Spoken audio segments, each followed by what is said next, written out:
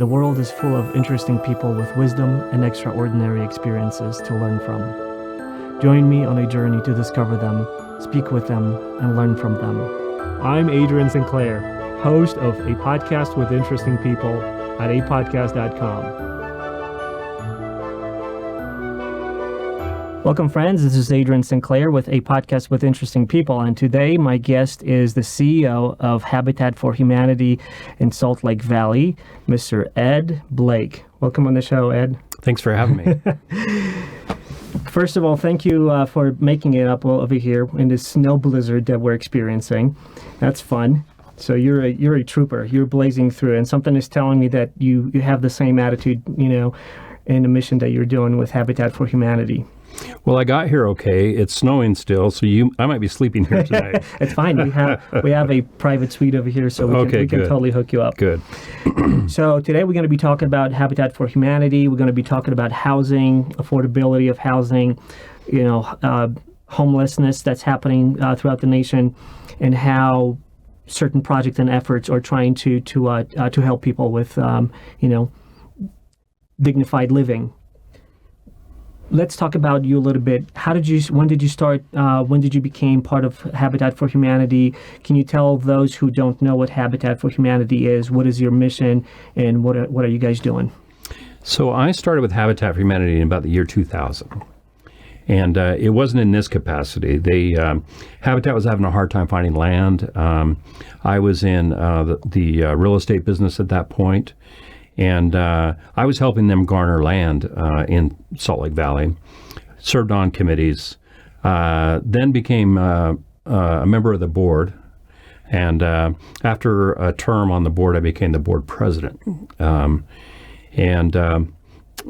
So I've been with Habitat in total about 19 and a half years. Wow.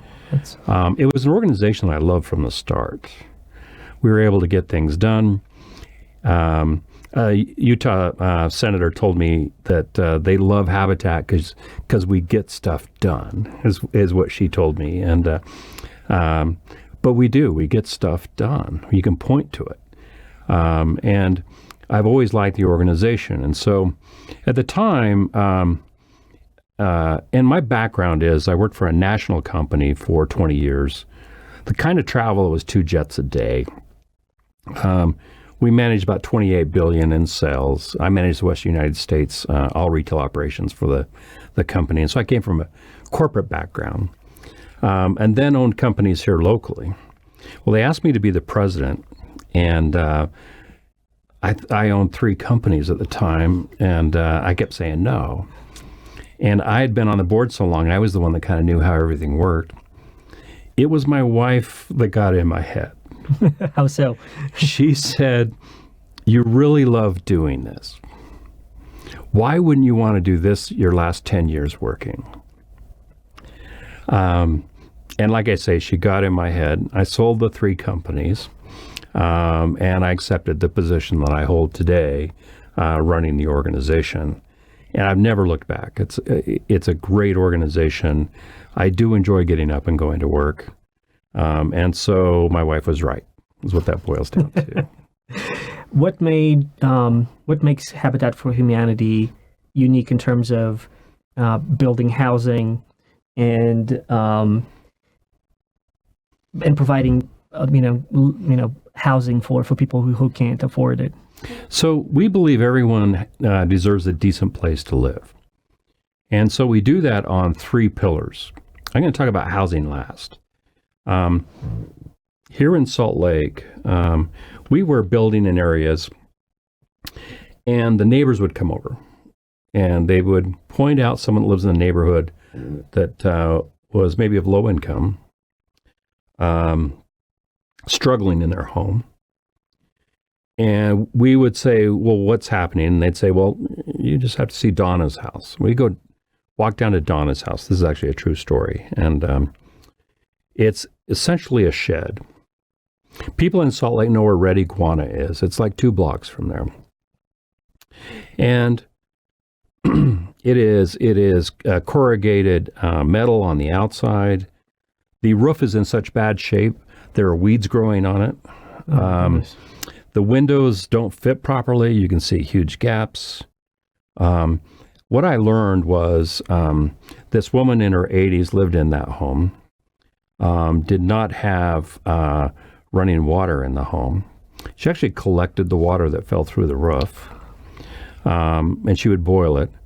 When I spoke with her, it was during the colder months, and I would say she had at least 7 sweaters on.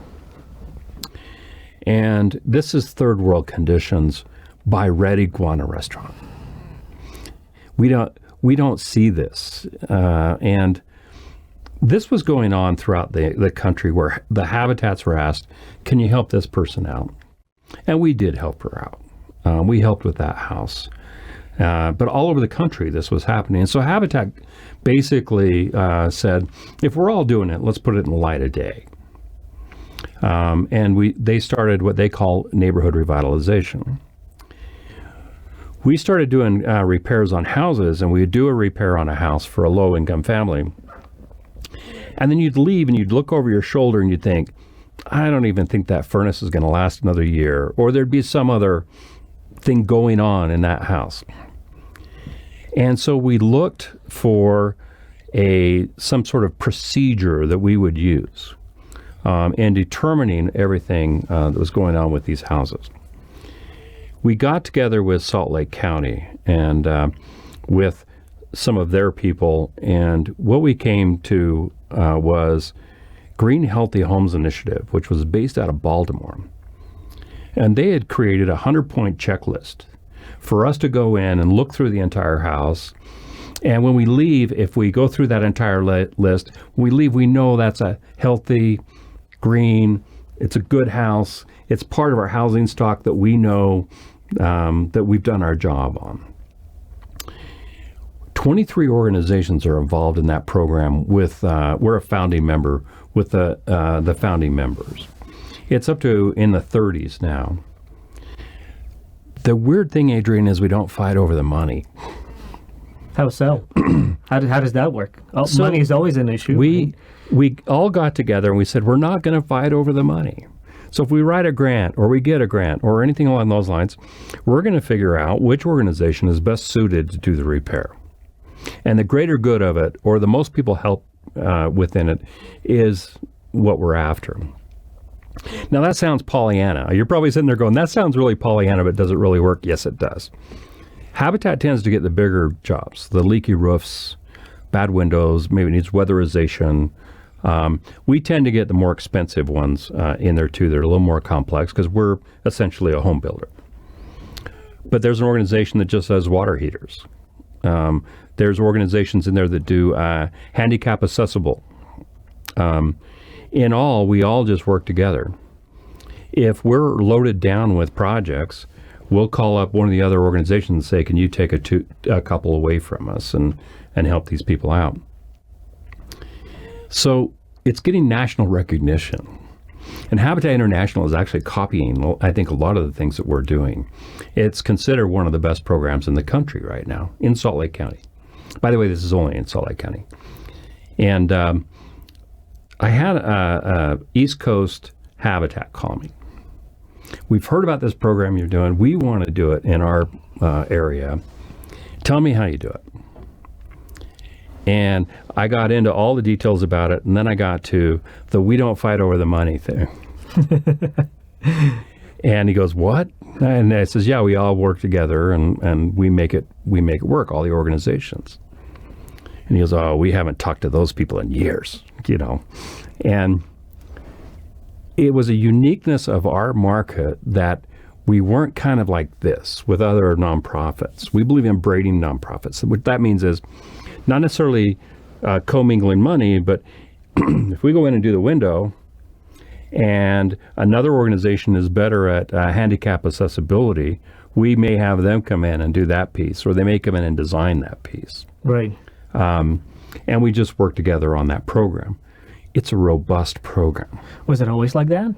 Or was it we had to work, something that evolved? It evolved, and it's about 7 years old now, and it has evolved.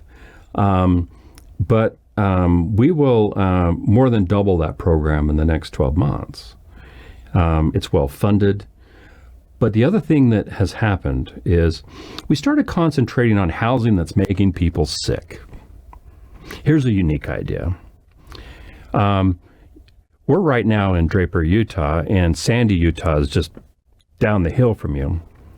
Little girl, 9 years old in Sandy, Utah, is running up $85,000 a year in emergency care for asthma. And this has been going on for some time. We're called in because she's referred to us from the healthcare industry. We made a $7,000 repair on that home by taking the mold away and fixing the roof that was feeding the mold. And she's been trending between $10,000 and $15,000 a year ever since. In America, there's no way for a doctor to write a prescription to fix the house. Right. No, it makes sense that, they just live in their own little silo of dealing with the symptoms. But, they may suggest certain things, but they probably won't go as far as like, hey, did you look at your house and what is making you sick? Mm-hmm. Definitely. Interesting. So the original math on this was $1 spent making that repair was paying back $7.90 in Medicare and Medicaid savings. Right. I actually spoke in Washington, D.C. at a Senate briefing about this very subject as we have this national dialogue about healthcare. We need to figure out a way to involve where we live in our healthcare. This same little girl that I spoke about, every time that she went to emergency, they would give her a plush animal, a stuffed animal. And she had hundreds of them in her bedroom to make her feel better after she'd gone through that, which are a spore environment for asthma. And we had to send in nurses afterwards and explain why she couldn't have all the stuffed animals. And so it was more of a holistic kind of approach to it. But this is important stuff. Before I leave repairs, I want to tell you one more story. At our office, the door will ding when someone comes through it. And one day it goes off and kind of a bellowing voice says, "Where's Ed Blake?" And that's not always good, by the way. Moments later, I have this gentleman standing in my office with his wife. And I look into his eyes, and I'm wondering what he wants. And he tells me his name. His first name is Don. Sorry, I've got a little scratchy voice today. His name is Don. And I remember his case. And I said, Don, I remember that case. Don was an 86 at the time, 86-year-old Korean War vet with a bad hip, living in West Valley City, and he'd tried to get up on his roof to fix the leak on his roof. At 86 years old, he scared himself, went back down the ladder, and him and his wife spent the next 2 years, every time there was a storm, pushing their furniture out from under the leaks that were coming through their ceiling. When we got there, it was sagging ceilings, mold. Right. There was a bunch of problems with this. So we fixed the roof, fixed the mold, fixed the issues.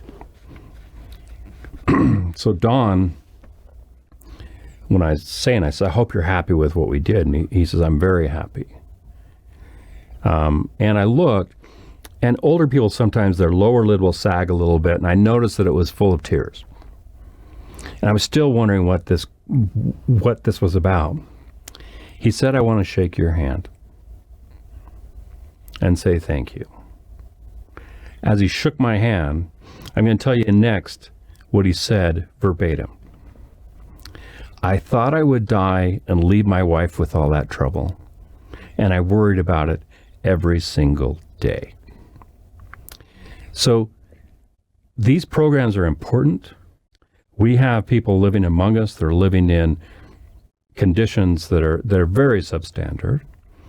And that program is out helping them, not just us, but all of the other organizations that are out there doing it every day. And I can guarantee we're around everybody with it. We're in neighborhoods everywhere in the valley with the program. Let me ask you this. So let's take a step back and talk about Habitat for Humanity as an organization. I'm very, superficially aware of its mission and what it does.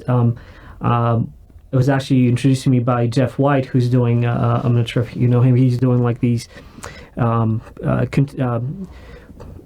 low-cost housing made out of like container shipping containers and things like that. And he talked about what you guys do as well in terms of being able to pull in all these different resources and rapidly either build something or fix something. But let's talk about the Habitat for Humanity, how it started, how is it organized right now. You mentioned before we started recording that affiliate, how it's kind of like separated. Can you tell me a little bit more about how does it operate? So we've been around since 1986, and basically Habitat helps working families earning between 30 and 60% area median income. This is the lower level of income. If you were trying to get a for-profit mortgage, you would struggle probably at this level. Our repair program that I just spoke about is also 30 to 60%. The program goes to 80%. So once they go over the ceiling of ours, those other organizations I told you about, they kick in, and they do 80%. The other thing that we do too is we are strictly owner occupied. We don't do rentals, and we have organizations that can do rentals. That's how the coalition works. And so when we bring in a Habitat family, 30 to 60% working family, they agree, when I talk about the housing in a minute, they agree to do 225 hours of sweat equity. We always say we give a hand up, not a hand out. When they finish that program, if it's housing, they get a 30-year mortgage. Now, people will think Habitat gives away free houses. We don't. It's a 30-year mortgage. Has no interest. You'd be surprised what that does to the payment. Well, yeah, no, the accelerated payoff and of course. But how is that possible, though? So we raise the money to create that mortgage. It's paid back in full back to us over the course of 30 years, and we put it back out into the community again. And so when someone makes a donation to Habitat, their money goes in a cycle, and it just keeps going in a cycle over and over again. We are building our 100th home right now. It's at 470 South and 10th West. So we've got all these houses. We've got mortgages for them. But let me tell you what. You said, how did you get involved in Habitat? And I skipped over something. Right. It was never the parents getting the house that got me. I grew up in Midvale, Utah, not far from here. Played Little League Baseball. In fact, my dad was a Little League Baseball coach in Midvale for 18 consecutive years. And I just had this charmed childhood. And what I was seeing was families that were nomadic. I was seeing families that were moving every time the rent changed. And they're dragging the kids along the way. And so schools are changing. Scouting is changing. Little League Baseball is changing. Everything is changing for these kids. I loved the idea of putting them in a house and grounding them and stabilizing them and letting them have some of the opportunities that I had. The other thing that Habitat does is when all of our families work side by side with other families, we have a development. And let me just talk about housing. I'll just switch over to housing. Sure. We have a development out in Kearns right now, 20 homes. These families all work together, getting their 225 hours in. When they move in, when the house is dedicated to them, they look across the way and they say, well, that's little Anna's room. Because they know they've been working side by side with the parents. They've probably met little Anna a number of times. We plant a community down. So it's not only building a house or building houses, it's also helping community come together and bring those ties together. Exactly. Now, if that's a single mom, let's say with 2 kids, and she's at work and her child gets sick, it actually creates a support structure that maybe she can call the neighbor that she knows well. Can you pick up my daughter from school today? Right. And that's some of the support that's needed in these low-income families. and some of the magic, quite frankly, that happens in some of our community. It used to be that you knew all of your neighbors, and you could go and borrow some eggs or sugar or salt if you ran out, and nowadays it seems like we're just so disconnected. Yes, I would agree with that. I will say front porches are coming back in housing. There are more houses now with front porches because people moved to the backyard and it secluded them, and they don't like that. But where I grew up, we knew in a mile radius everyone that lived there. I could name all the family names, and it's not like that anymore. But we set down a whole community, so there's a uniqueness to that. Right now, we're building the most energy efficient, passive, affordable housing being built in America today in Kearns, Utah.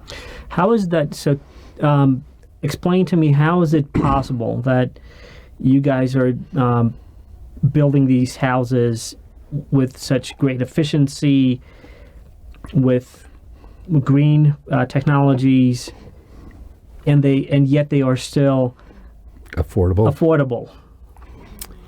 So we had been building a house over and over again. We could build it in our sleep. And we looked at it years ago, and it was a hard floor plan. The rooms were small. It wasn't the kind of open floor plan that we see today. And we decided to blow it up. And in doing so, we said, if we're going to blow that up and start over, we're only meeting a code on efficiency. But what if it was not only affordable for the family to purchase, but affordable to own? We started with a concept, and this is very unique. We started with a concept first to build a house that only uses $1.50 a day in total utility costs. We started with that. And then we built a house around it. It didn't happen quickly. It was about 4 years to design it. What we found is different ways that we could build that house, keep costs down, and make it super efficient.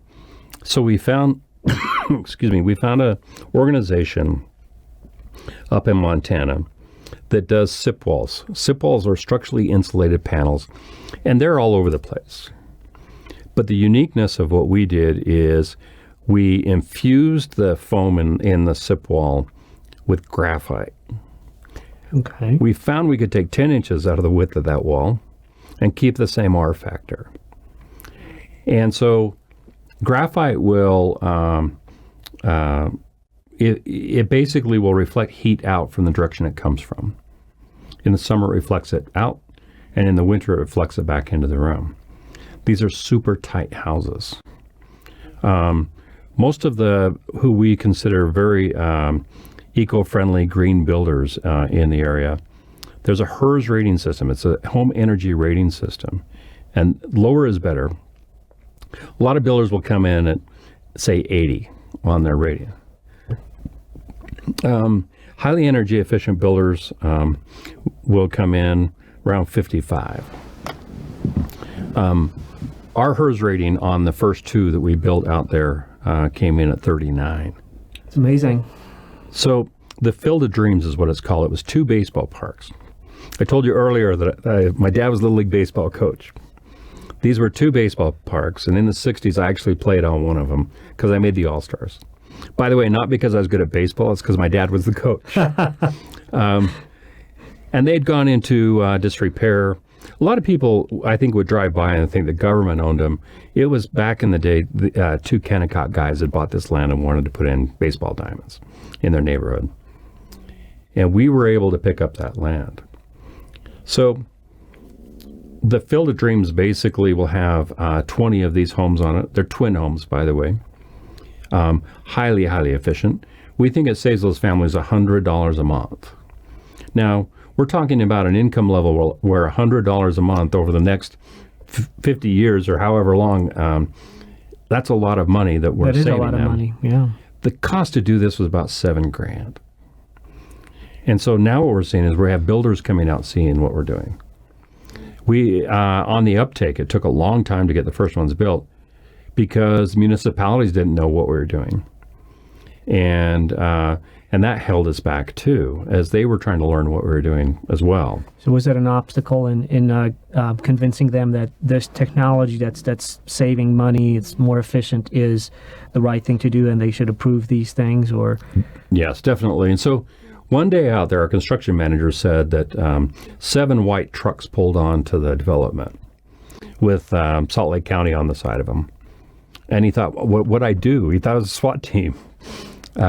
They were just coming in to look at how we were building and what we were doing and trying to teach it across all of their inspectors to understand it better.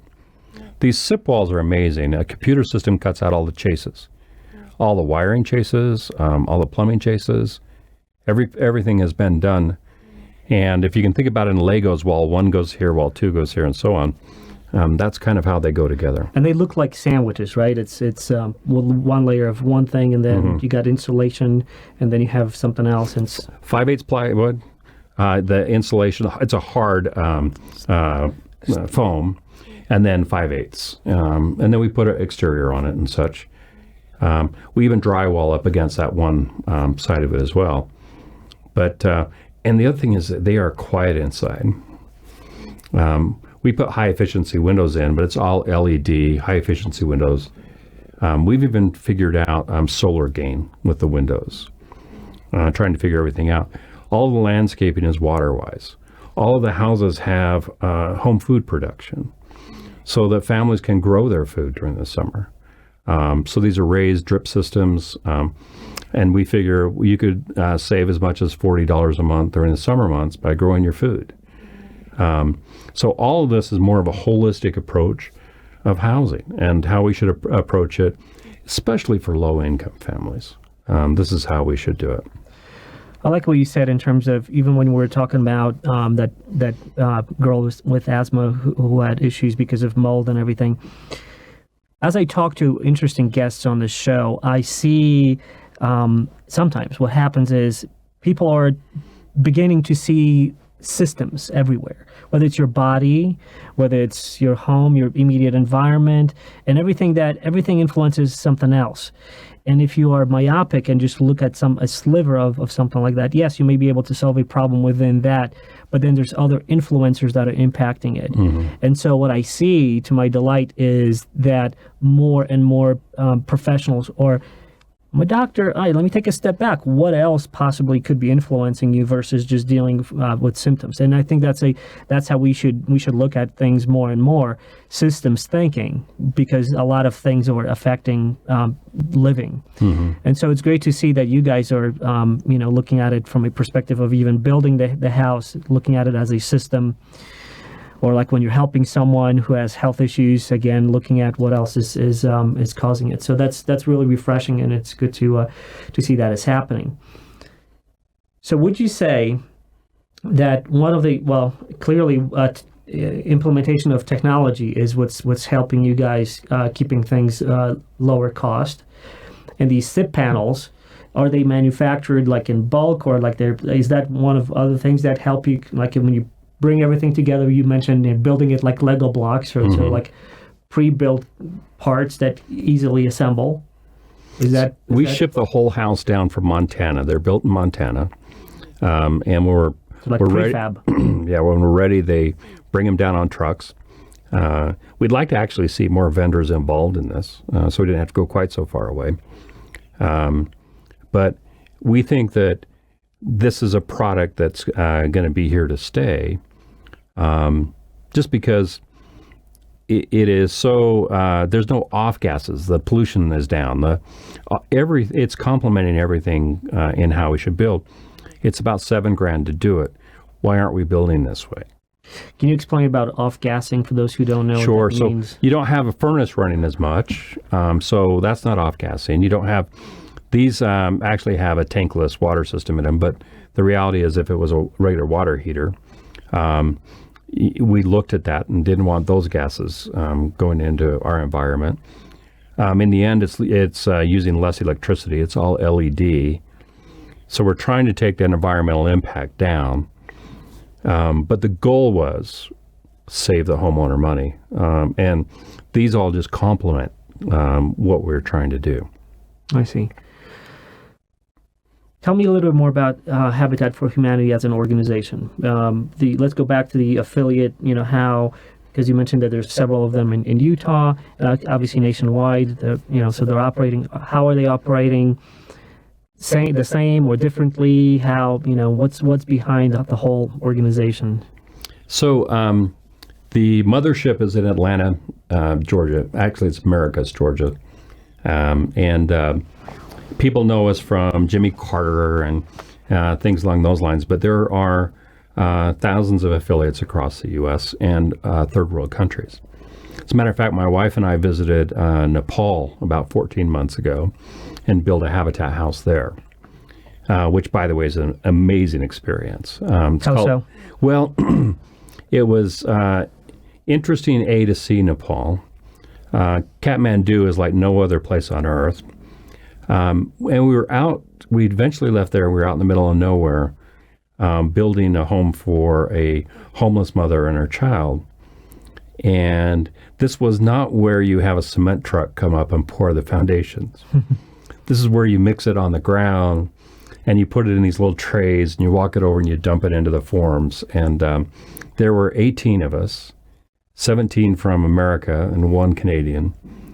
And we just had a blast, and we worked so hard, and it meant so much. And we were right by a bus stop, and the school children would come in uniforms every day that were going to their elementary school. It was English-speaking elementary school, and they were our delight of the morning, just talking to them. They would bring their parents back who didn't speak English, because the parents were trying to figure out why these Americans would be all the way on the other side of the world doing this. And these small children, like ages 8, 9, 10 years old, would translate. And they're beautiful people inside and out. And it was just an experience like none other. And so it's called Global Village, and anyone can sign up and find where they want to go and do it. My wife and I have been fortunate to travel all over the world, and we would probably put this at our number 1 trip. Really? We enjoyed it so much. I can imagine how satisfying it is to build a house for those who can't afford it. And we tend to think of those situations like in a global arena. Oh, okay, third world countries don't have enough money to build a decent house. But then we have a situation where we have this back home over here in the States where people can't afford a house, or the house that they have, they can't afford that because it's just breaking apart. It's costly to maintain and to pay for the bills because it's inefficient. So it's a sad moment when you have this kind of realization, like the most powerful country in the world, and we look at our people we're living like either homeless or. What do you think is contributing to that? So I think I serve on every affordable housing committee in Utah that you could probably think of. By the way, the house in Nepal, the end cost of that entire house is $1,300. If I get on the multiple listing service today, I'll find about 60 homes at $250,000 and below. And they won't go much below.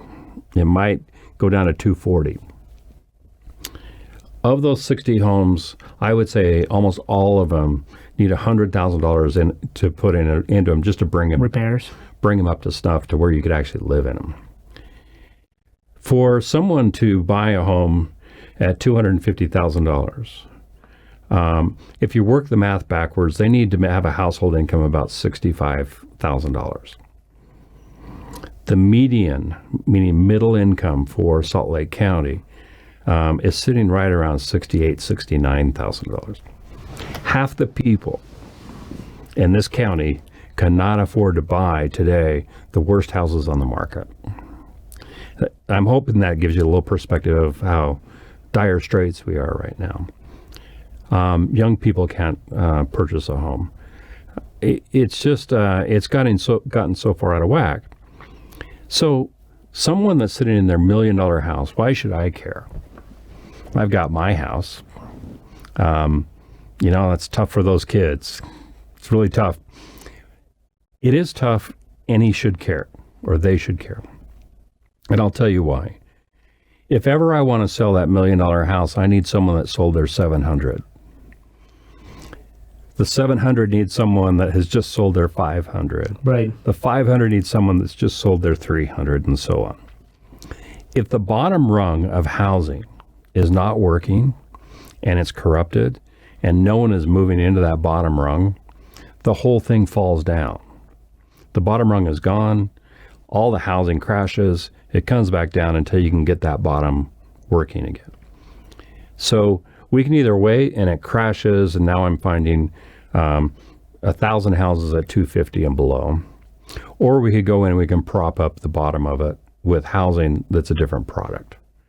And so we've been looking at a different product. Now, I told you earlier on that we built a house around this idea of $1.50 in total utility costs. Per day. Per day. What if we built a concept around an idea of how does a clerk with 2 children buy a house? What if we just start there? And no one is really doing that. What we're doing right now is we're wanting the government to come in and try to help with affordable housing. And we're looking into the same shoebox of stuff, and there's nothing new in there. And so what we're having to do is incentivize builders in some manner to do affordable housing. We're buying down the price is really what we're doing. Adrian, there's not enough money in government to make that work. I mean, it's helpful. Don't get me wrong, it's helpful. And it's meaningful, but it's not enough to solve the problem. So how do we solve the problem? The only way we're going to solve the problem is if the free market solves the problem on its own. How do you build a house that a builder has enough margin in that at the end of the day, when he builds that house, it's both affordable, he got a margin on it, and he can move to the next one, and everyone else just gets out of the way. Right. Well, that's a $1 trillion question. It is a $1 trillion question. So before I leave government, there are some things they can do. About 10% of our cost to build a house right now is tied up in the fees, a lot of junk fees. 10%. That's quite a number. It is. And the other thing is, sometimes municipalities charge it because they can. We've got to figure out in the affordable sector to give them a break, quite frankly. So let's say it's $1 million house and his connection fee to the water system is $8,000. Well, if it's $1 million house and it's $8,000, that's something. But it's that same $8,000 for a tiny home. A tiny home. Right. And we've got to figure out how to get a relationship going back and forth between those two things. So we do need, I think, the municipalities and government to step in, try to look at this maybe a little bit differently. But what we need is a new product. At the end of the day, what we're doing right now, we can't find in the cost structure how we're going to do that. You had, as a guest on here, James Lyman from Mudbots in Midvale. And before James, I'll tell you how this came about. We were looking desperately for how we could bring 3D printed houses. And 3D printed houses are being done in China, in Russia, in Dubai, and I'm sure I've missed one other spot, but Germany, China. Germany was the other one, yes. And so you've got all of these countries that are doing it. We were close to talking to China because they were 3D printing all kinds of houses and larger buildings. There were 2 companies in the U.S. One was located out of Texas, the other one out of Boston. But they were doing most of what 3D printing in third world countries. And we were about 2 days away from a partner in this, of them leaving and going to China. And we find 2 printers that we can't explain. And so in this whole worldwide thing that we're looking at, we find these 2 printers, and then when we do the research on them, they're literally 10 minutes away from my office. Right. Which blew us away. Right. And so we've been working with Mudbots, they have a printer. We're working on structural engineering. We're working on some things right now. We've been able to get people out there early from municipalities. So from almost day one, we've been trying to get the people that are working within the county and the cities and so on out there to see it, because we didn't want to ambush them with a plan at the very end and say, let's 3D print a house. By getting them in early and I think participating in it from the very start, I think it's going to remove a lot of the obstacles that we saw with the $1.50 house. That's what we're working on right now.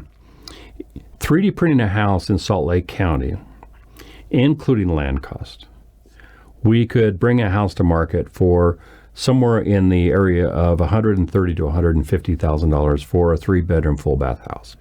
That is amazing. And for those who of the listeners who haven't seen that conversation with James Lyman from Mudbots, it's available on our channel, and it is an eye-opening, emotional, and worthwhile podcast to watch, because we go over how 3D printing is truly, and this is not a hyperbole, how it truly will change the world in decades, years and decades to come. Mm-hmm. Printing a house with a 3D printer with concrete at a third of the cost, a third of time.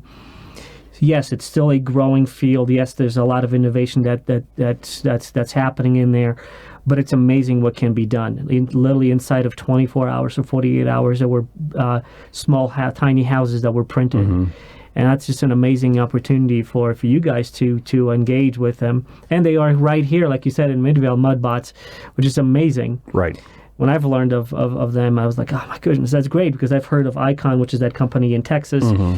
and they've built a prototype, and that was their sort of claim to fame. And then I found out that there's one right over here, so it's amazing. So I hope this is going to go into great places. So, and the other thing I want to touch on, they don't have to be tiny houses, right? Oh, so we're talking, we typically will build a 3-bedroom home. Mm-hmm. Let me give you another backdrop to some other things that we need to figure out. Right here, close to here, in Midvale, Utah, they were widening I-15. You can still see the construction going on. And they used to just bulldoze the houses that were in the way of progress and take it all to landfill. And we created a memorandum of understanding with UDOT several years ago, where we could go in and harvest everything out of those houses that would be useful, mm-hmm. and we sell them at our restore. And I'll talk about the restore in a minute. And so they bulldoze these houses, and I'm there with the mayor of Midvale, and he says, we don't know what to do with this strip of land now. We went in there and harvested 37 homes.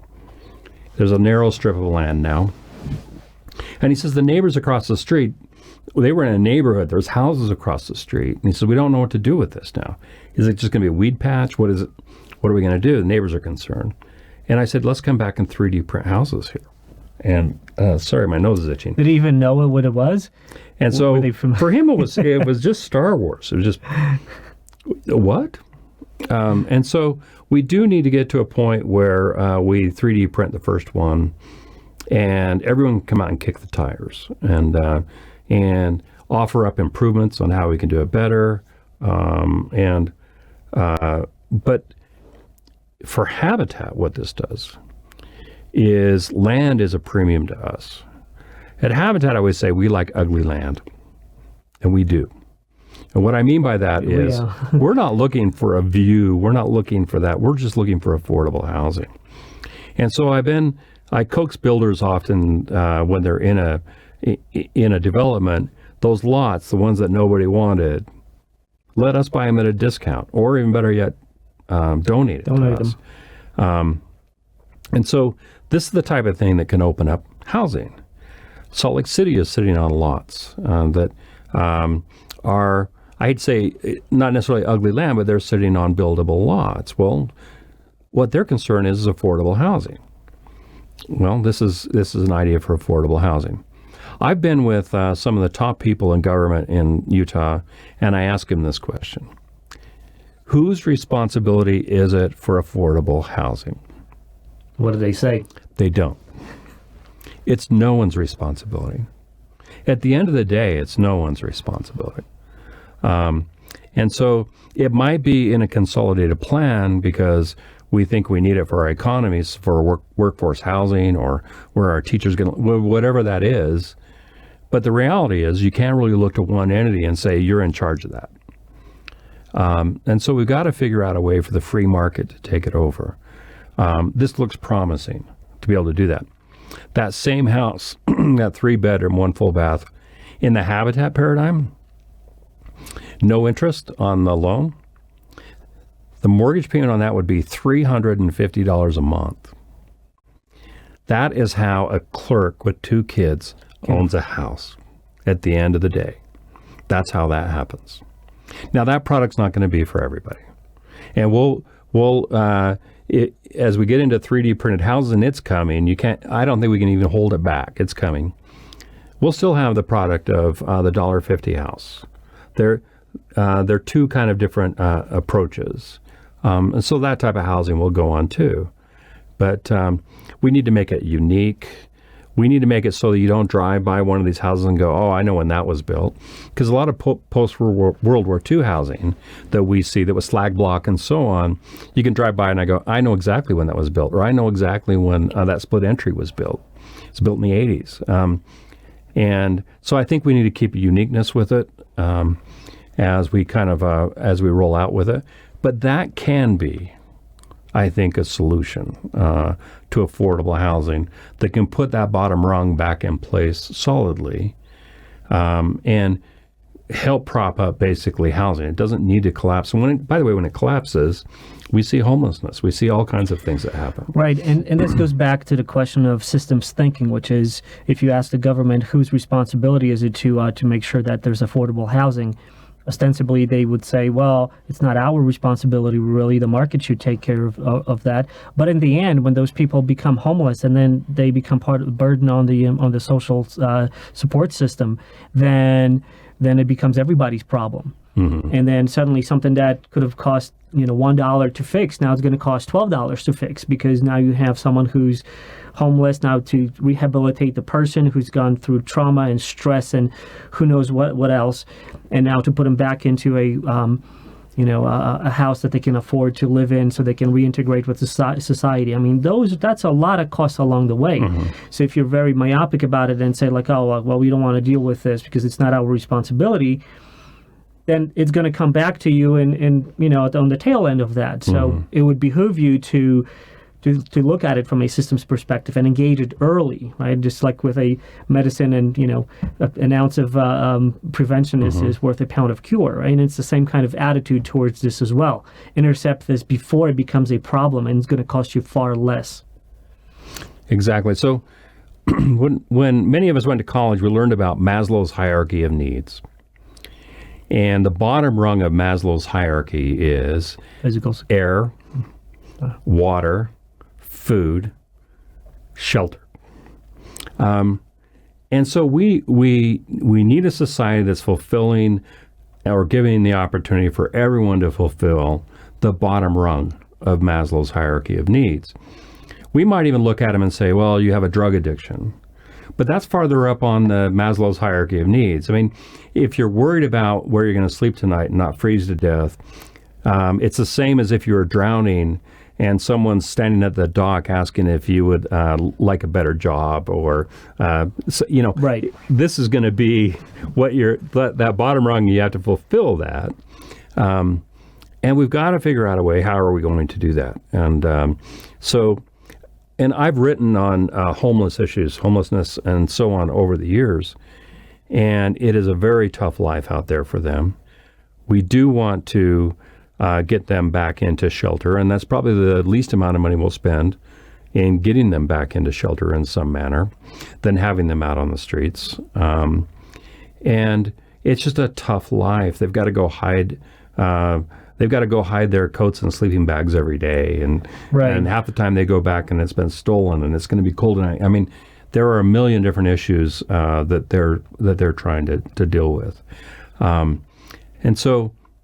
Again, Habitat's mission is 30% to 60% AMI working families, but I care about that too. How do we get people that are renting and paying way too much for rent to move up into housing that creates vacancies that some of these people can move into those vacancies? And right now, it's a free for all on what people can get for rent. And so we need to have a system that people can get back into decent, affordable shelter, regardless of is renting or owning. And do you think that 3D printing is going to be an integral part of that, new technologies? Right now, that looks like the front runner. It does. And the other thing is America's not number one in this. It's being done already. And we can look at all the housing that they're doing in China, Germany, and so on. And we're not at the front of the spear. We're catching up. Right. And so I think that there are a number of things that we need to do is we need to get people to look at this of how do we make it work? What do we need to do to make it work?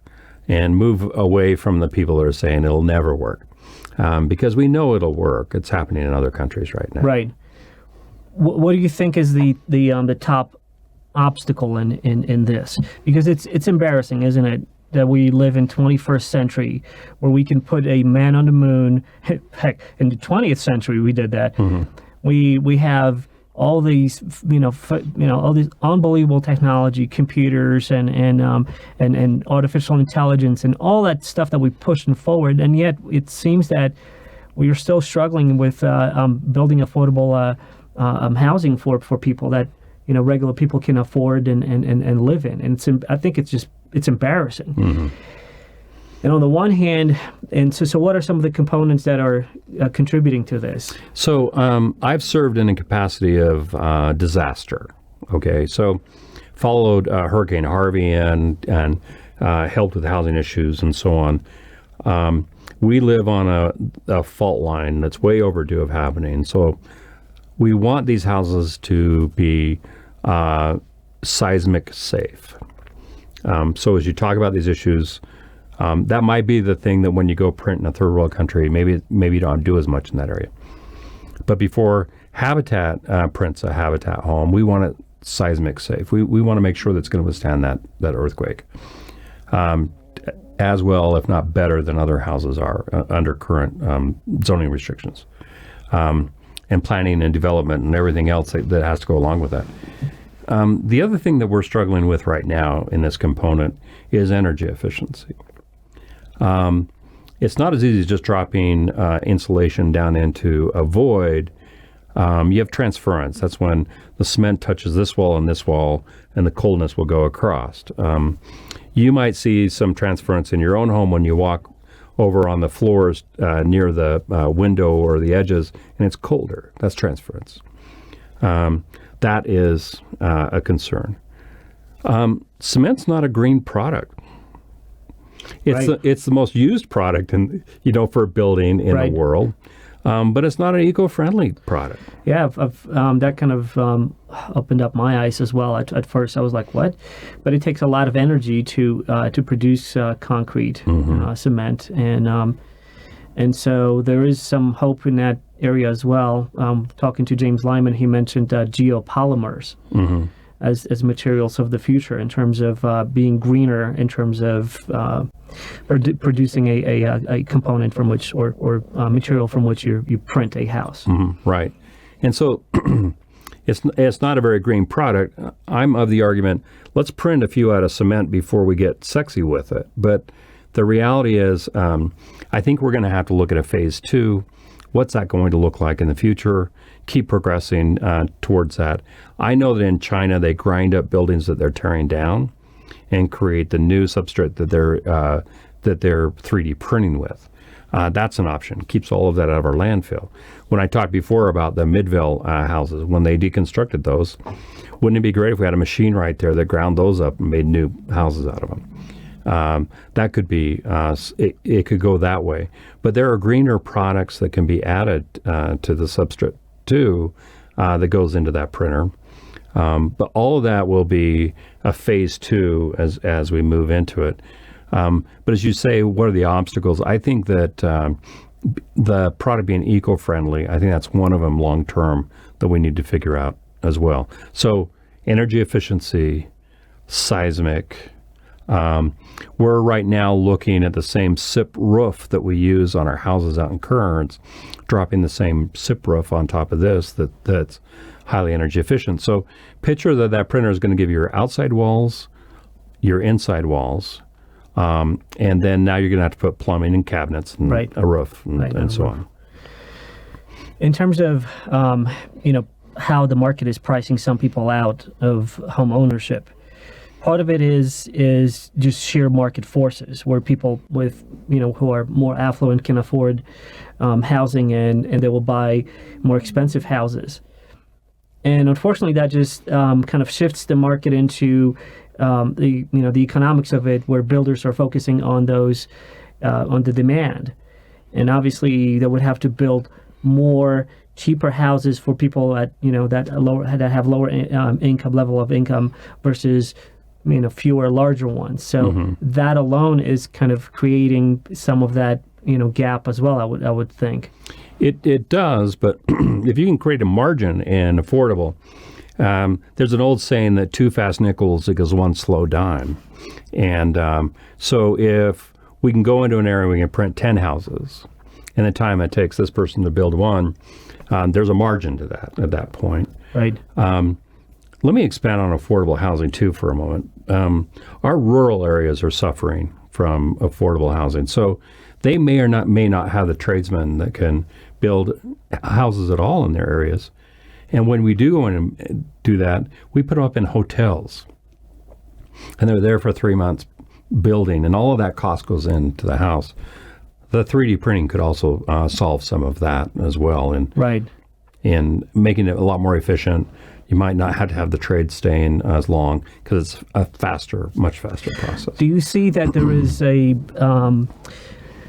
how do other builders see 3D printing? Are they threatened by it? Because we've been building out of sticks and plywood forever, and so this new technology coming in, which promises a third of a cost, you can print out a house, literally the shell, inside of 24 or 48 hours. There's a couple that have been done, like one in Dubai. I think they printed like 1,900 square foot home in 48 hours, just a shell. So you still have to put the windows, the roof, and all of that. But I mean, that is just unbelievable pace of building. I have to imagine that builders who are building it in a classical, established way must be in one way threatened by it, because now suddenly someone can come in and undercut them, and then the additional thing with a 3D printing is that you can pretty much print anything you imagine, which is going to open up, maybe new shapes, just custom built. Like every house literally could be custom built, because you could literally just design it inside your computer or your tablet and hit go, and it just starts printing it. So what do you see in that industry? How are they willing to accept it and then change and go into that lane, or are they going to be pushing back and say like, no, this is experimental, we don't want to deal with it, we're going to just do what we're doing? I think for the most part it's not on their radar screen yet. And we've had some builders out to see the 3D printing. They've been awed by it, but I think they look at it as it's not here yet. It's going to take some time for it to gin up and get going. So I don't think it's very threatening right now. The other thing is this is filling the gap of housing that they don't want to build in anyway. Right. And so if it can come in and create a market that's below where they are, what it does is it enables, again, people now would sell their house for $200, and they can move up that ladder at that point. I think it helps them on their product as well. This product will not be for everybody, though. I mean, it's a very different way of building. The walls are different. I mean, it's going to appeal to those that are looking for something to be affordable. It's going to take longer for it to appeal to someone that says, I'm going to do $1 million home 3D printed. Right. Couple of things that are so I get it that it's in a novelty stage, right? Like they might not even know or even be aware of it.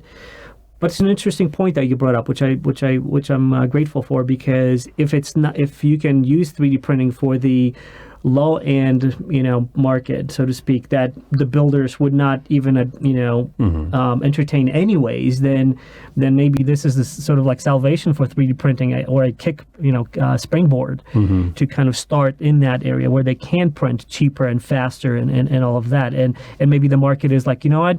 Okay, so these walls don't look at that, the way I'm used to. They have little grooves or however aesthetically they may look like. But if I'm going to pay a third of a cost for a house, you better believe I'm going to love those walls. Yes. The other thing that is going to happen with 3D printing is ADUs, accessory dwelling units. And so you had talked about tiny houses before, but I don't like the tiny house connection in that these are small homes that would go on a lot that's already has a house on it. And so it's an accessory dwelling unit.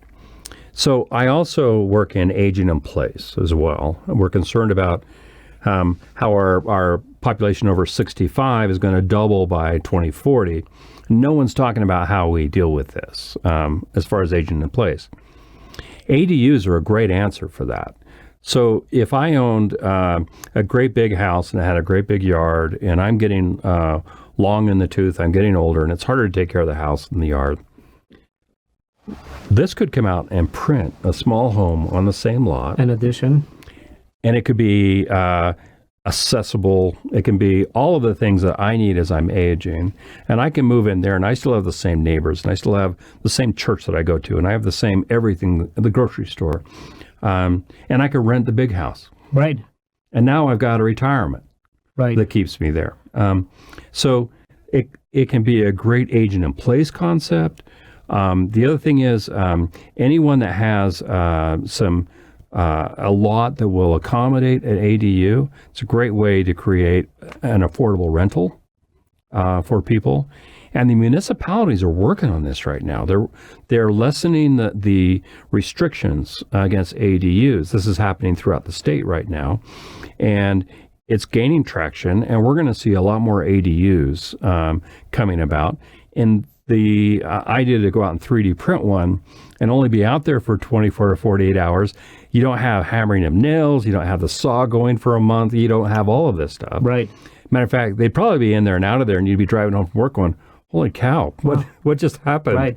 Well, that's good news that municipalities are opening up to that, because that is, you already have all the hookups, right? So you don't have that extra cost of adding in, water, electricity, all of that when you need to bring in utilities to a new lot, right? And then I'm just going to segue for a second. What was really disturbing to me is so before moving to Maryland, we lived in New Jersey, and we had a house over there, and property taxes were just astronomical in comparison to many other states. One of the highest, New York, New Jersey, California, obviously. It is sad to me and embarrassing where you have people who live their whole life in a state that they supported economically, professionally, and all that. They pay off their house, and then they cannot afford to live in their own house when they're ready to retire. To me, that's just criminal. To me, that's embarrassing. How can you even, have a situation like that where people live in their house and suddenly, like, from a couple $1,000s, now they have to pay $12,000-$14,000 in property taxes, and they are literally priced out. And they don't even pay mortgage anymore. They already paid off their house, and they still can't afford to live in it. To me, that's a terrible situation. So people obviously move out of New Jersey. They go to live in Florida and other states where they can afford to live. But what you just mentioned is a solution, or part of a solution where, hey, the big house now can be rented out, or it can be, and I can live in this small addition. That's especially when there's, there was a marriage and one of them has died, and maybe they're single now, and it helps in that situation. I want to tell you about a story. I was taking some plans in Salt Lake County years ago, and there's a gentleman probably in his mid 80s. Thin, short. He'd walked up. He was ahead of me in line, and he had brought his tax notice, and he had tears in his eyes when he was talking to the clerk on the other side. He says, "I need to come sign my house back over to you." And of course, why would you want to do that? And he says, "Because I can't afford the taxes." Yeah.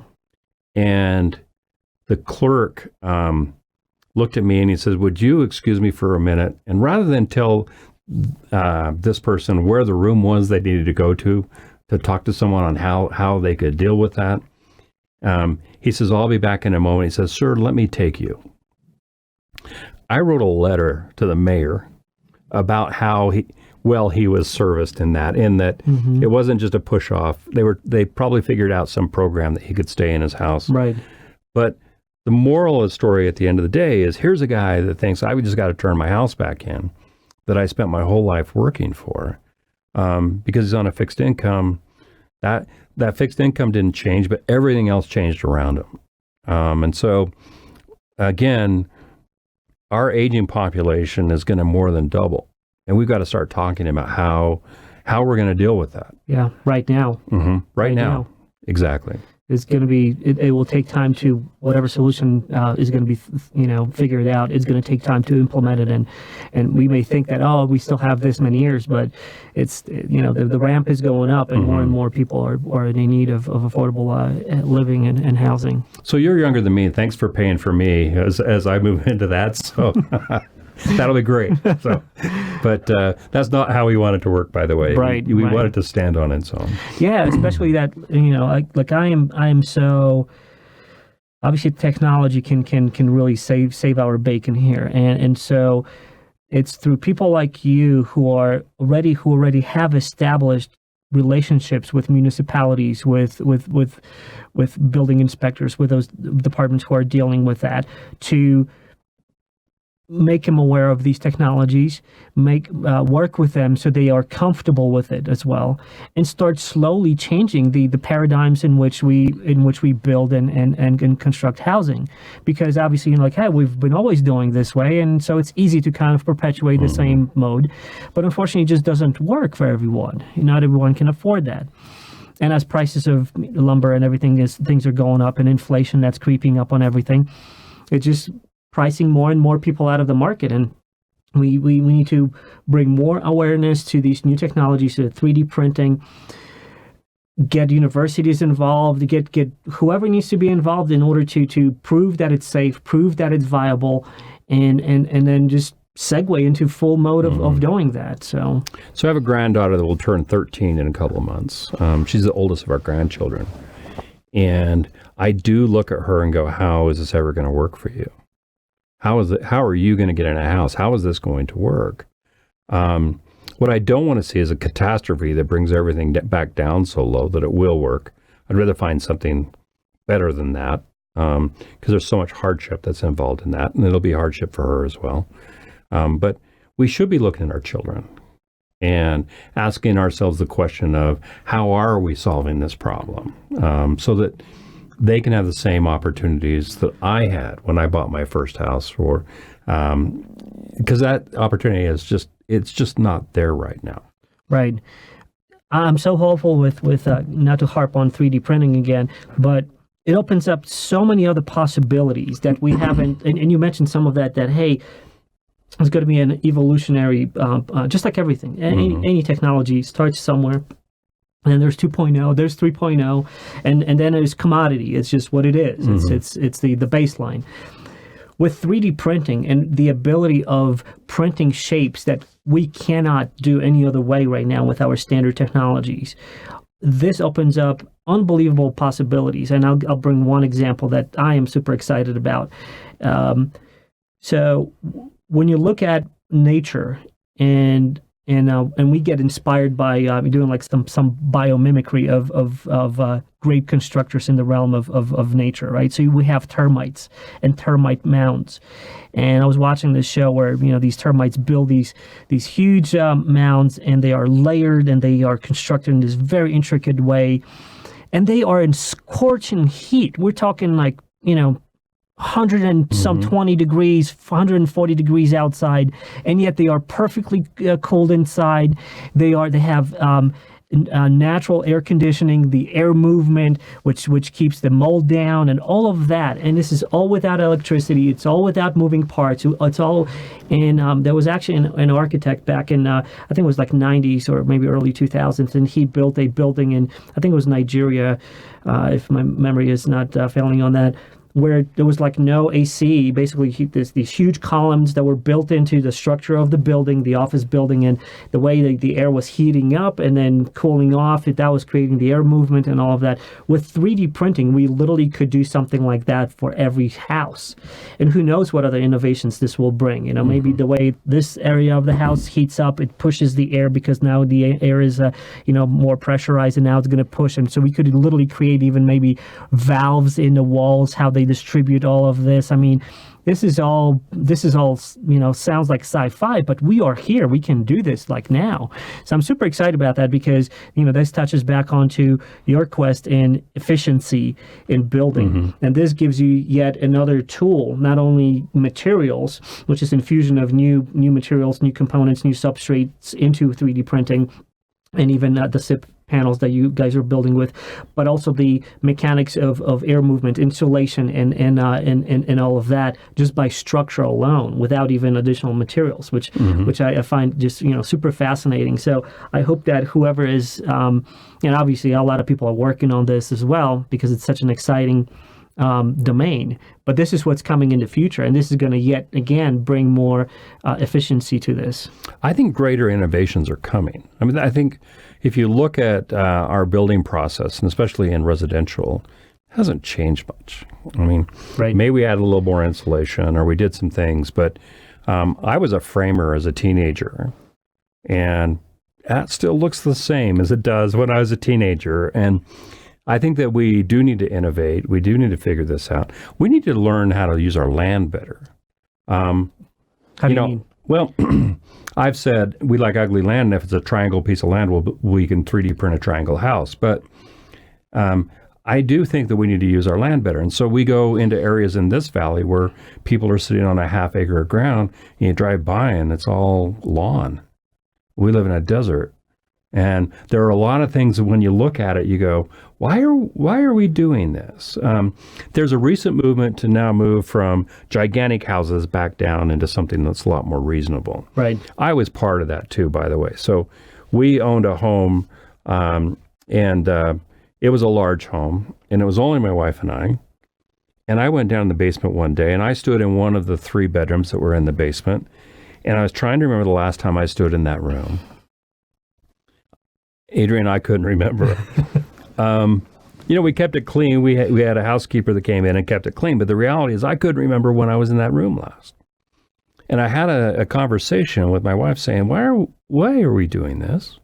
This makes no sense whatsoever. And we moved down in house. And since then, we've now moved down again. But I think that there is actually a bit of a movement right now to get rid of the gigantic houses.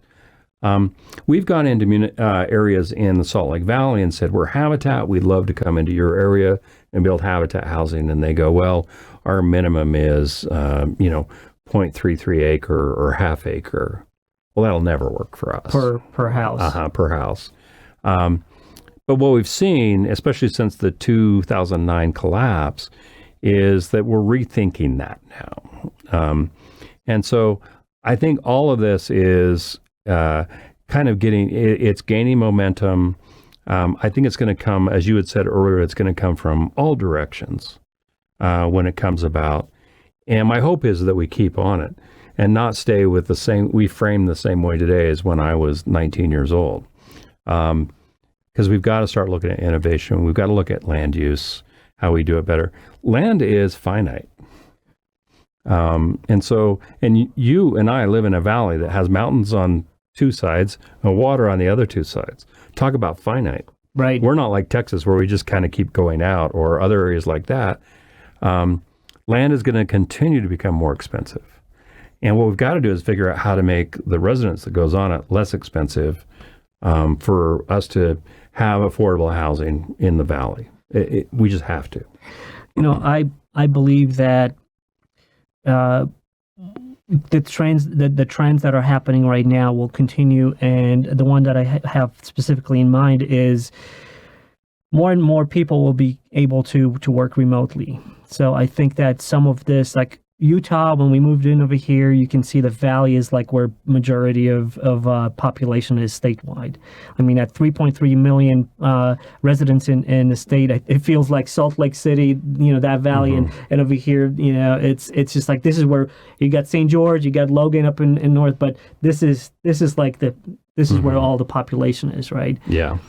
And I think that as possibilities of working remotely more and more, people working just from the comfort of their home is more and more accepted, and businesses are driving the costs down because they don't have to have huge office buildings, whereas not as many.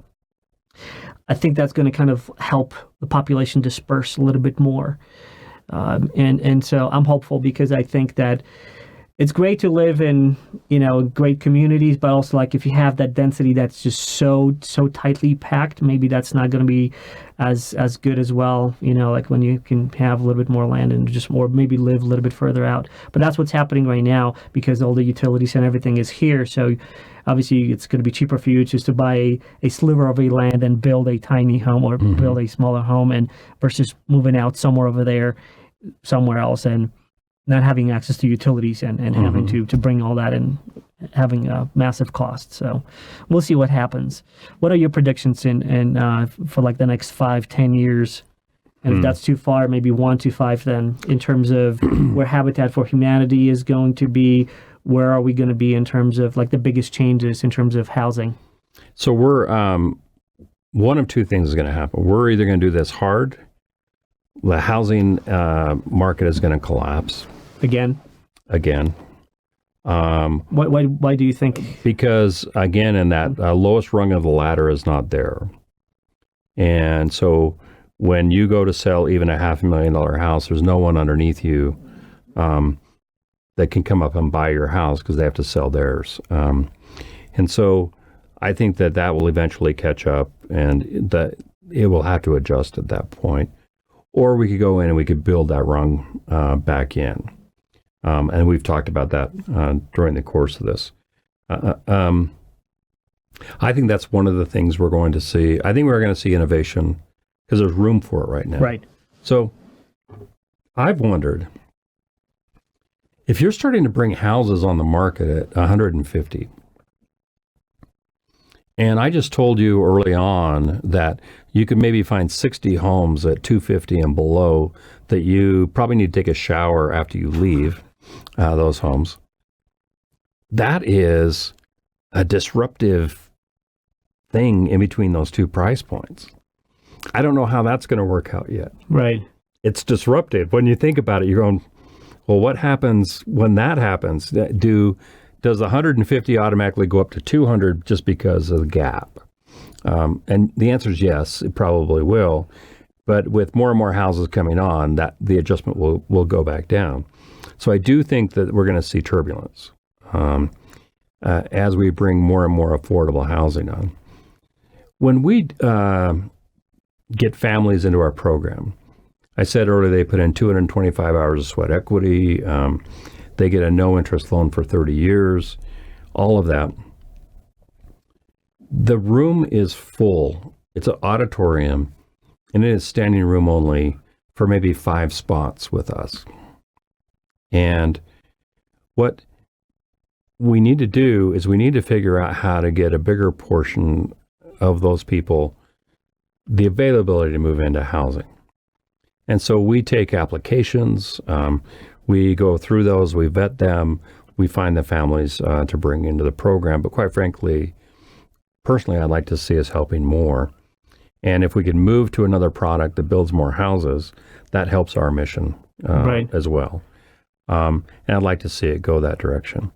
The one thing we didn't touch on, too, is housing and our Restore that's located on 13th South and 5th West. Right. So what is a Restore? So the Restore is a home improvement thrift store. And so this is a green concept as well. So let's say in your house, you decide, I want to put a new kitchen in. You could take those cabinets down and you can donate them to Habitat. We'll put them in our store. And the public can come in and they can purchase those cabinets and improve their own home. So I was the board president that led the team to open the store. And we opened it just before the 2009 collapse. And I thought, oh man, I brought down Habitat. I really worried about the fact that I had brought down Habitat. Just the opposite happened. We have probably in the store right now 50 toilets. They're $20 a piece. Come get one, they're $20. Right. What happened during the downturn was these families couldn't afford the toilet for $250, so they came and bought the one for $20. So it's lighting, it's furniture. We have hotels, for instance, that'll trade out their furniture. And you might come there a day and we have 100 red chairs. But it's doors. We lived in the Avenues for a period of time, and I can't go buy a new door for my Avenues home at Home Depot. But if you go to the Restore, you probably find it. It's there. The store keeps 681 tons of refuse out of landfill every year and turns it to money that comes into affordable housing. What a green concept. Right. And it's a treasure hunt there all the time.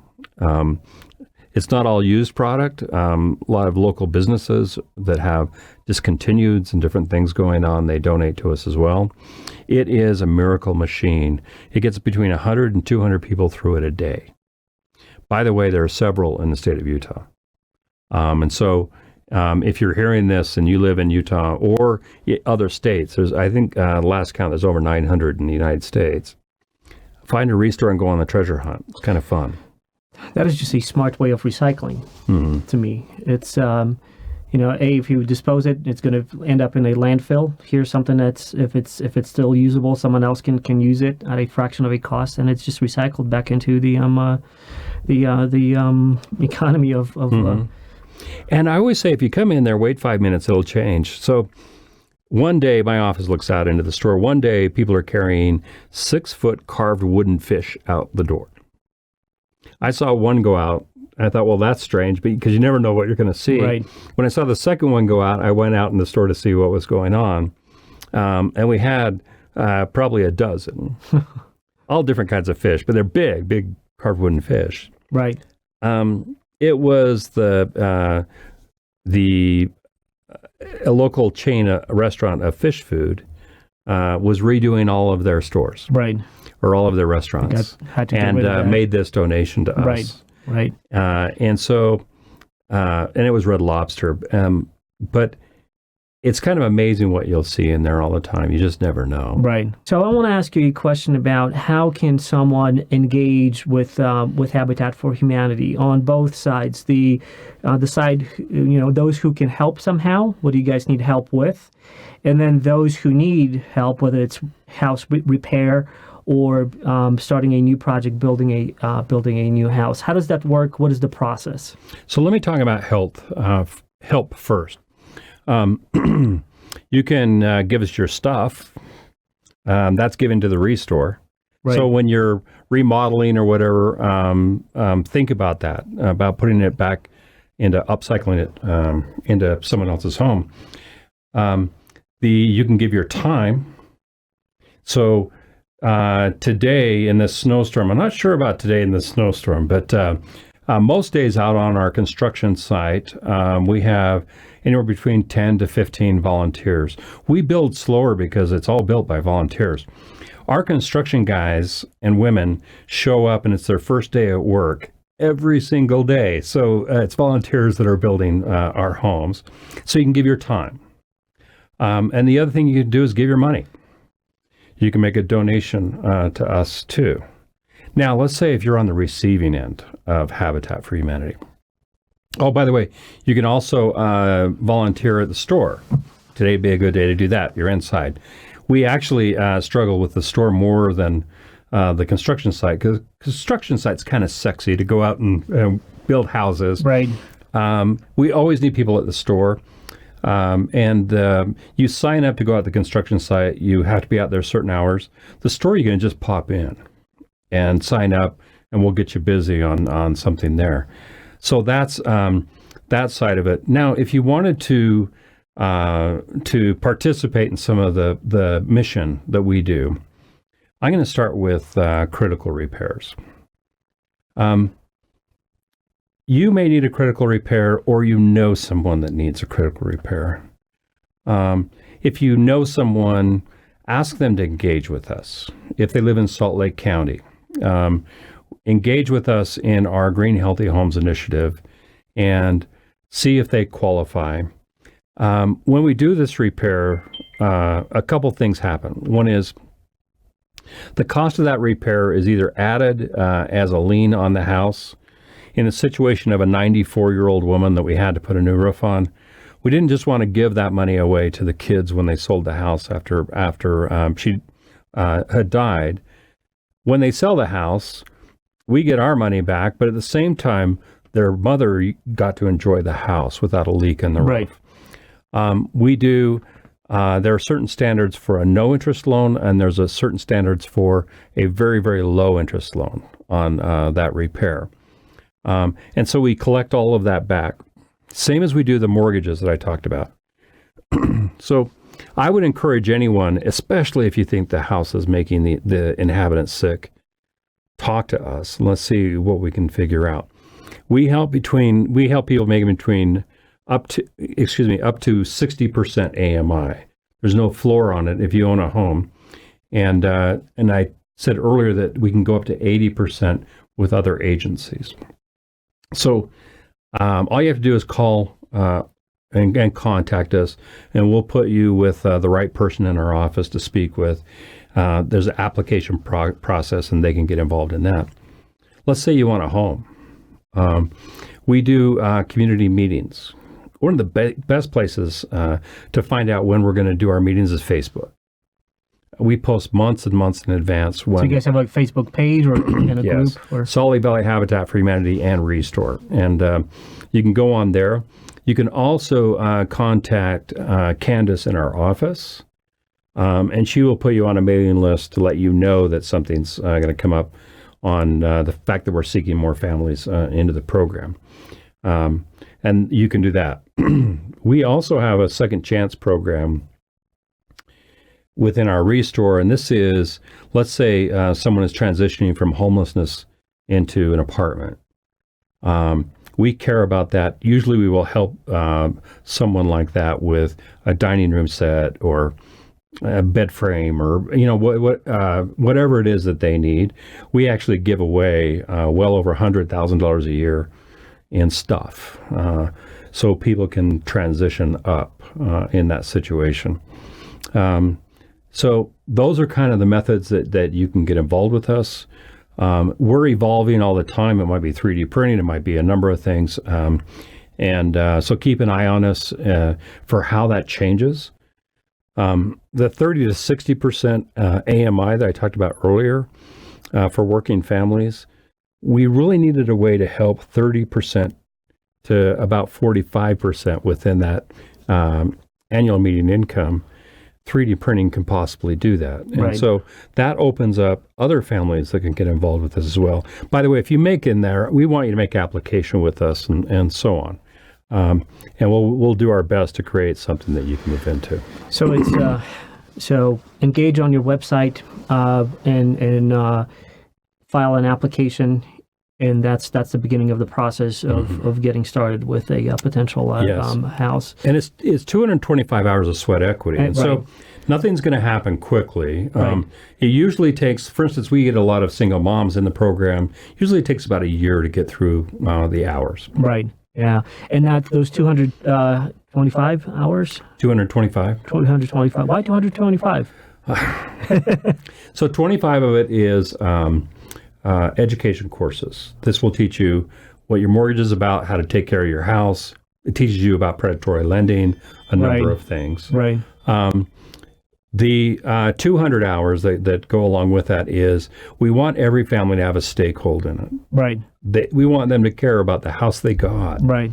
And the other thing is that's their down payment. Right. At the end of the day, that's their down payment. And so that's why that's been integrated in Habitat all along. Right. So the other question that I have for you clearly have a lot of stuff on your plate. How is 2020 going to look for you guys? What are the plans for 2020? Adrian, I was going to retire in 2020, and I'm not going to now. I'm going to be there for a bit longer. we would like to own our store. We rent the building that we're in right now, and we're currently in negotiations for a parcel of land located at 45th South and Main, and we're working with the county for that piece. But we'd like to build a new restore on that site, and we're excited about what that could be. You've probably learned that we're very green and eco-friendly and so on, and just the idea of having skylights and possibly solar panels and creating a building that we're not losing a lot of our proceeds in rent. And so to get this done, we need to raise about $7.5 million. And that's what I'll be working on for a period of time, is to see if we can get that raised. If we owned our own building for the store itself in proceeds would pay for a house every 4 months. That is amazing. It's a game changer for our organization. And the other thing is, if we had a better store and a bigger store, it might even be more than that, because I'm running that off of the history of the current store. Our store did over $1 million last year, and our average sale is $25. So a lot of people come in there and buy a lot of stuff. A lot of stuff, right. But we're excited about that ability to own our own store. We've got houses in that are being built right now, and that will continue. Field of Dreams will continue. All of that is in process right now. We're going to more than double our critical repair program. And this new year, we believe it'll have a piece that is aging in place, and it's specifically designed to allow seniors to age in place. And this will be a relatively new program as well. We're evolving. We have one of the best repair programs in the country right now. We're building the most energy efficient, affordable housing in the country. We're at the epicenter. We're at the point of the spear in Salt Lake on a lot of these programs. And it's odd to think that builders are coming out and seeing how we build. It's odd to see that other states are calling us saying, how are you doing this? How are you doing a repair program like this? And so all of this is very, very exciting for us. It's still evolving. And I think that 2020 is going to be a very good year for us. For more information, everyone can go to your website, which is habitatsaltlake.com, or they can call you at 801-263-0136. I am very thrilled to have you over here on the show, and I've learned so much about what you guys do. I only had very one-dimensional idea of what you guys were doing, and so it was great to learn that all these other components and how you guys are putting everything together to create this ecosystem. And so now, with that knowledge, armed with that knowledge, I can help out some more. If it's just by sharing this information or referring some other people to you to engage. Any last thoughts or shout outs to anybody? Any thanks or well, thanks for having me, first of all. Remember, everyone deserves a decent place to live. We think that that's a minimum standard that we can help with out there. And our organization is one of the vehicles that can help with that. Everything is evolving right now. I think I'd like to ask people to keep an open mind on it's going to change. Housing is going to change, and keep an open mind on how that changes. We need inclusionary zoning. I talked about ADUs, accessory dwelling units. We need people to accept that we need to use our land more efficiently, and we need inclusionary zoning that allows some of this to come in. And so we're asking for the public's help on all of that as well. How can people help? Well, probably by not going down to the council and raving about how you don't want an ADU in your neighborhood. I think everyone needs to share in how we figure out affordable housing. And it could even be that you have some extra ground on and you create an affordable rental space for someone. And so we're all in this together. We just need to figure out how to work together and come up with the best solutions that are out there right now. Okay. Well, thank you for being on the show. And with that, we're gonna wrap it up. For more information, you can find out everything pretty much on Habitat for Humanity's website, which is habitatsaltlake.com. And that's a starting point for you. Thank you for listening to this, and hopefully you've learned something that you can share with someone. I certainly have, and this is a good information to share with other people. And I'm very thrilled to have Ed Blake today, CEO of Habitat for Humanity, Salt Lake Valley.